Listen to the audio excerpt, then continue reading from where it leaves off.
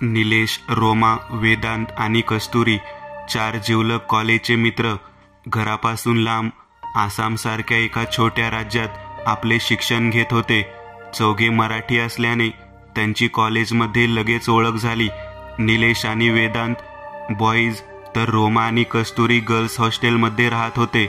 जसे आपल्याकडे उन्हाळ्यात सुट्टी असते तसे आसाममध्ये हिवाळ्यात सुट्ट्या दिल्या जातात. थंड तापमान आणि बर्फ यामुळे तिकडे घरातून बाहेर कोणी निघत नाही. कॉलेजला 3 दिवसांनी सुट्टी पडणार होती. त्यांना घरी जाण्याआधी काहीतरी थ्रिलिंग करायचे होते. यार, या थंडीने तर माझा जीवच जाईल असं वाटत आहे. निलेश आपले हात पॅन्टच्या खिशात घालत म्हणाला. हा वेदांत राहिला कुठे? आम्हाला इकडे थंडीमध्ये उभा करून स्वतः गायब आहे. रोमा चिडून म्हणाली. हॅलो गाईज, माझी आठवण काढत होता का? वेदांत आला आणि त्याने हसत विचारले. नाही, तुला मारायचा प्लॅन करत होतो. अजून थोडा वेळ तू आला नसताना तुला बाहेरच झोपवला असता. निलेश चिडून म्हणाला. अरे हो, शांत हो, मी आपल्या कामासाठी गेलो होतो. वेदांत हसत म्हणाला. म्हणजे आपल्या कामासाठी गेला होतास की दिल्लीवाली आणू तिच्या मागे होतास? कस्तुरीने विचारले. कोण आणू? अच्छा, ती. अरे ती तर सकाळी गेली ना. तिलाच तर बसवून आलो बसमध्ये आणि तिकडेच तर आपल्या कामाची बातमी समजली आणि लगेच तुम्हाला कॉल केला आणि बोलावून घेतले. वेदांत निलेशच्या खांद्यावर हात ठेवत म्हणाला. माहिती आणि बस स्थानकामध्ये आपल्या कामाची? कस्तुरीने चौकसपणे विचारले. किती प्रश्न? आता ऐका, इकडून एक 10 किलोमीटर एक रस्ता आहे. त्या रस्त्यावर रात्री 11 नंतर कोणती गाडी जात नाही. असे म्हणतात की तिकडे एक ट्रॅव्हल एजंटचे ऑफिस आहे. त्या ऑफिसमधून एक बस निघते.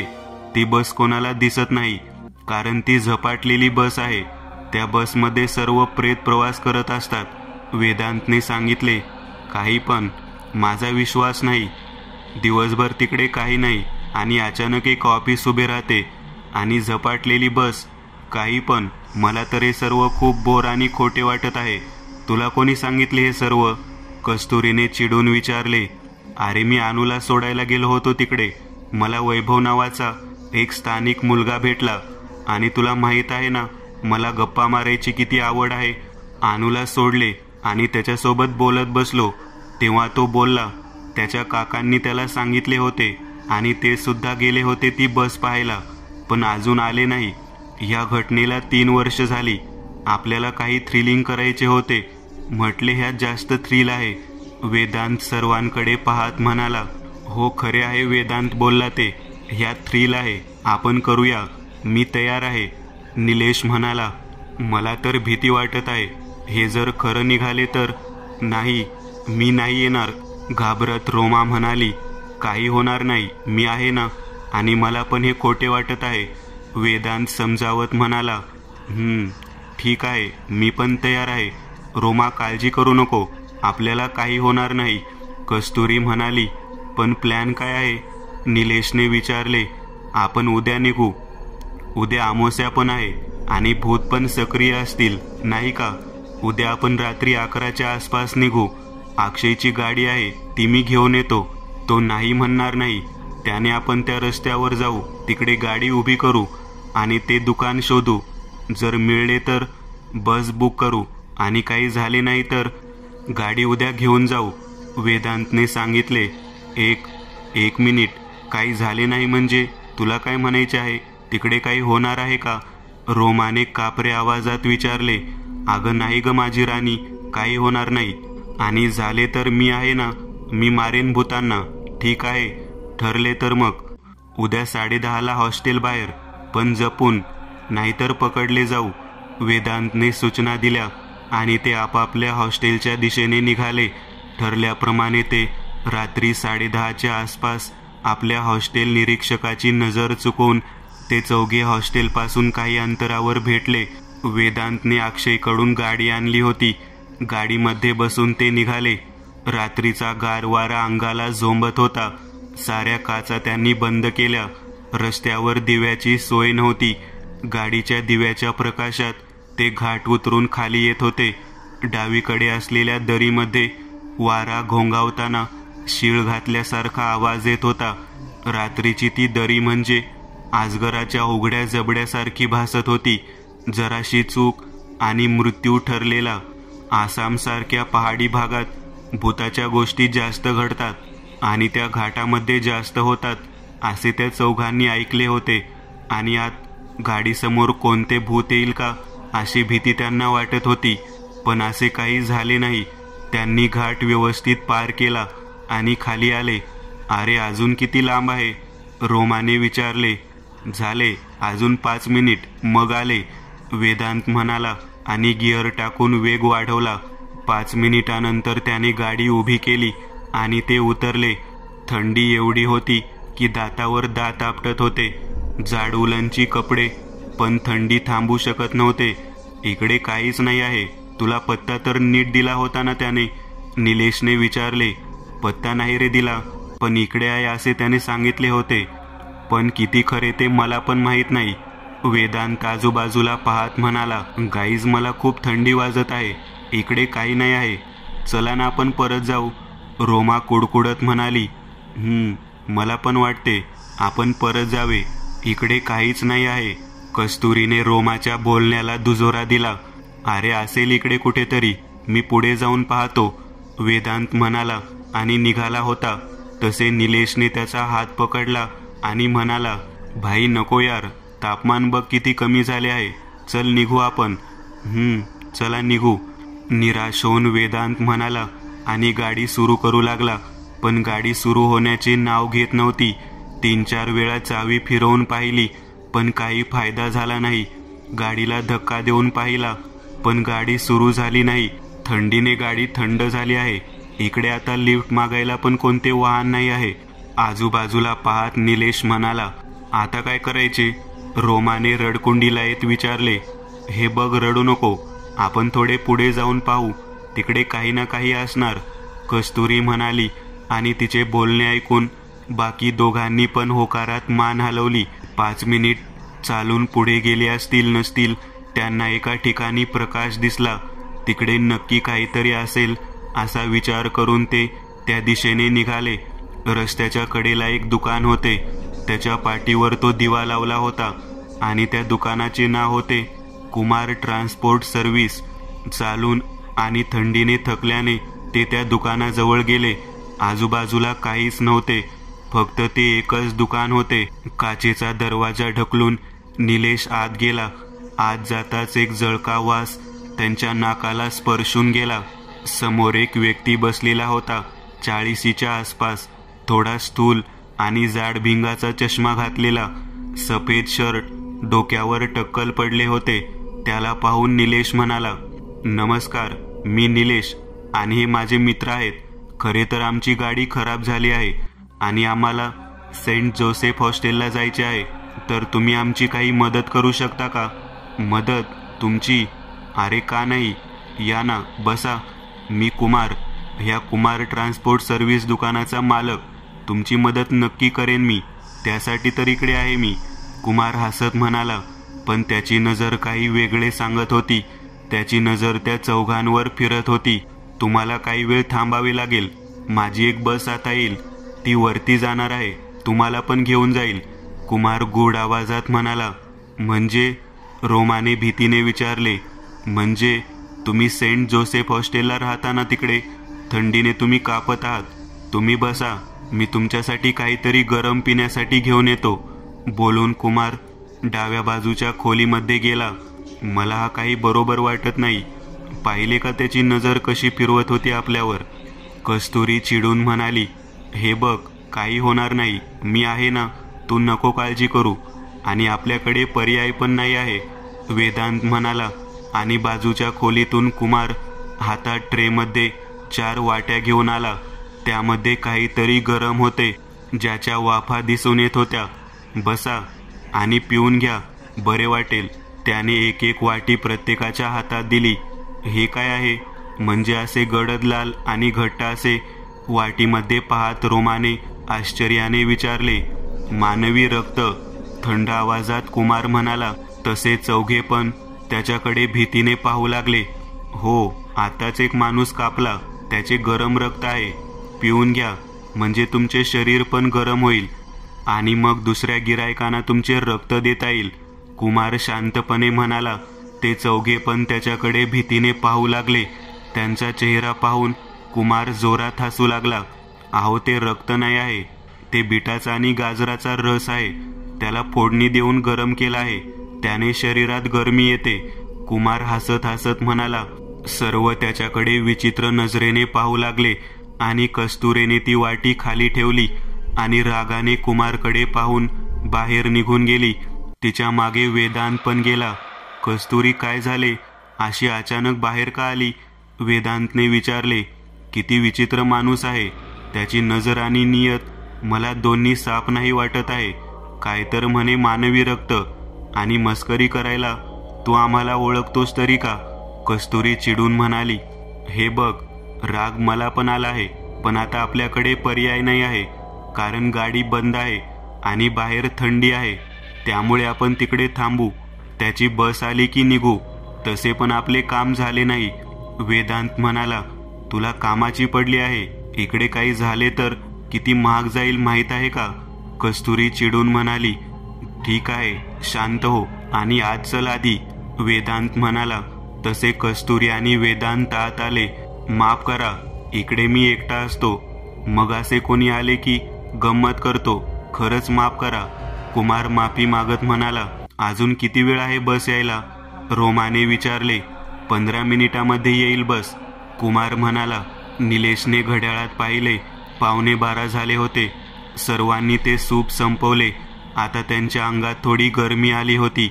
कुमार, तुम्हाला माहीत आहे का, इकडे एक ट्रॅव्हल ऑफिस आहे आणि ते फक्त रात्रीचे असते. त्याची बस झपाटलेली आहे, वेदांतने पुढे होत विचारले. त्यावर कुमार जरासा हसला आणि गोड आवाजात म्हणाला. ते होय, ते ऑफिस हेच आहे आणि मीच तो मालक आहे. आणि आता जी बस येणार आहे ती झपाटलेली बस आहे. वेदांत, कस्तुरी, निलेश आणि रोमा चौघे पण त्याच्याकडे भीतीदायक नजरेने पाहत होते. तुम्ही पुन्हा मस्करी करत आहेत ना? कस्तुरीने विचारले. त्यावर कुमारने हसून नकारात मान हलवली. हे कसे शक्य आहे? तुम्ही तर इकडे आमच्या समोर दिसत आहात, रोमाने कापऱ्या आवाजात विचारले. का? तुम्हाला कोणी सांगितले भूत दिसत नाही? कुमार त्याच गोड आवाजात म्हणाला. नाही म्हणजे तुम्ही खरंच भूत आहात का? निलेशने घाबरत विचारले. कुमार जोरजोरात हसू लागला आणि म्हणाला. माफ करा, मी तुम्हाला पुन्हा घाबरवले. त्याचे ते वाक्य ऐकून सर्वांनी सुटकेचा निश्वास सोडला. कस्तुरी रागात त्याच्या टेबल जवळ आली आणि म्हणाली. हे बघा मिस्टर, इकडे आम्ही तुमची फालतू ऍक्ट पाहायला नाही आलो. तिचा तो अवतार पाहून कुमार घाबरला आणि मागे झाला. कस्तुरी, शांत हो. काय करतेस तू? हे पहा कुमार, माफ करा, पण आम्ही आधीच टेन्शनमध्ये आहोत, वेदांत समजावत म्हणाला. तुम्हाला माहीत आहे का त्या ट्रॅव्हल ऑफिसबद्दल? म्हणजे लोकांना ती अफवा वाटते, पण खूप लोक गायब झाले आहेत त्या बसमध्ये. कुमारचे ते वाक्य ऐकून वेदांत मागे वळाला. म्हणजे तुम्हाला माहीत आहे काय झाले ते? वेदांतने उत्सुकतेने विचारले. आजपासून 5 वर्षापूर्वीची गोष्ट आहे. एक ट्रॅव्हल ऑफिस होते. त्याची एक बस होती जी रात्री शहरातून लोकांना घेऊन जायची आणि 15 गावे पार करत लोकांना सोडायची. रात्री निघणारी ती शेवटची बस होती. त्यामुळे कधी कमी तर कधी जास्त गर्दी असायची. असेच एका रात्री ती बस निघाली जी प्रदीप चालवत होता आणि वैभव त्याचा सहकारी होता. बसमध्ये 15 यात्रेकरू होते. प्रदीपला दारूचे व्यसन होते आणि रात्री तो पिऊन गाडी चालवत असे. ती बस पण तो नशेमध्ये चालवत होता.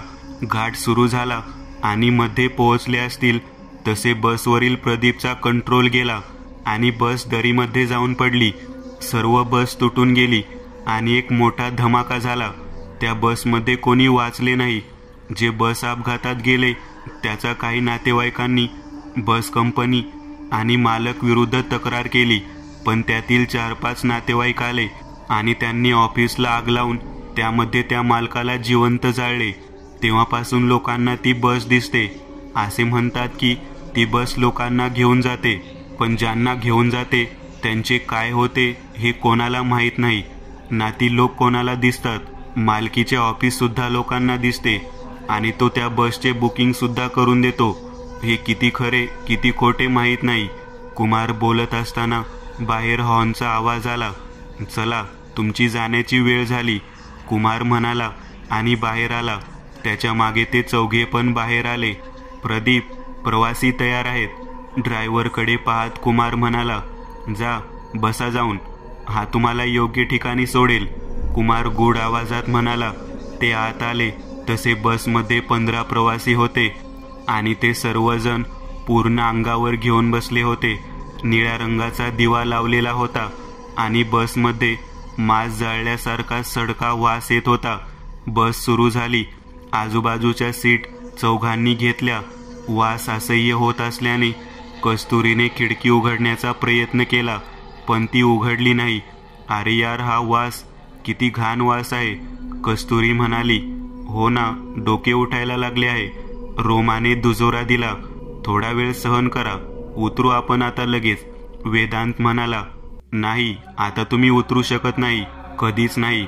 आता तुम्ही या बसचे कायमचे प्रवासी झाला आहात. पुढे बसलेला एक जण घोगऱ्या आवाजात म्हणाला. काय फालतूपणा लावला आहे, निलेश चिडून म्हणाला. जे खरे आहे तेच सांगितले तुम्हाला.